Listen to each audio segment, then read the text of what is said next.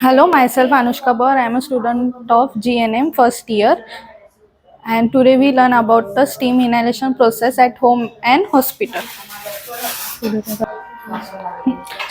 Steam inhalation म्हणजे काय आपल्या सर्वांनाच माहिती आहे. आपण स्टीम का घेतो? स्टीम आपण घेतो कारण की आपल्याला जेव्हा कफ, सर्दी, हेडेक, नेझल ब्लॉक होतो तेव्हा आपल्याला डॉक्टर सांगतात की स्टीम घ्या.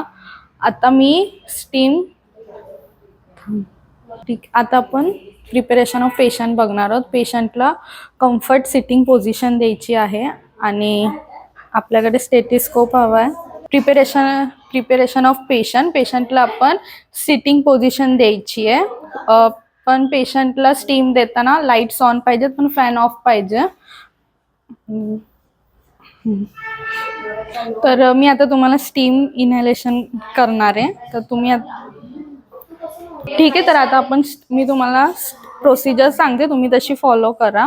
ऑफ पेशंट हे झालेले मी पेशंटला आता प्रिपेअर केलंय. असं झालंय ना, प्रिपरेशन ऑफ आर्टिकल बघणार आहोत. त्यासाठी आपल्याकडे बाउल पाहिजे, त्यात हॉट वॉटर पाहिजे, स्टेथिस्कोप पाहिजे लंग्स चेक करण्यासाठी.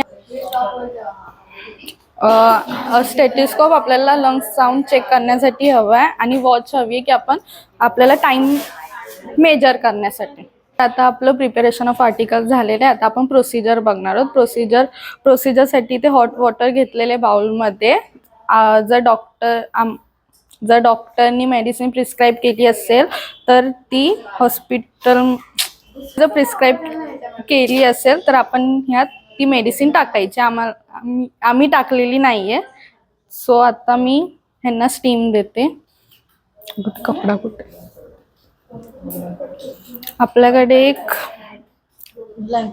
ब्लँकेट किंवा क्लॉथ हवा आहे, ओढणी, हे फुल कव्हर करण्यासाठी पेशंटला, कारण की ते इनहेल करतील त्यासाठी.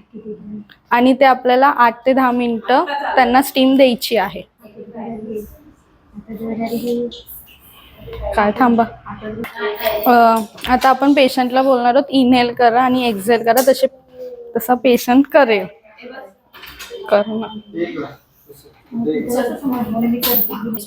आता मी इथे टायमिंग बघितलेले 8 ते 10 मिनिटं झालेले आहेत. सो मी आता पेशंटला सांगणार आहे बस म्हणून. आणि हे जे काही आर्टिकल आहे ते आपल्याला थांब. आता तर हे आपण पाणी डिस्ट्रॉय करणार आहोत आणि आपण पेशंटला रेस्ट करण्यासाठी सांगणार आहोत. थँक्यू.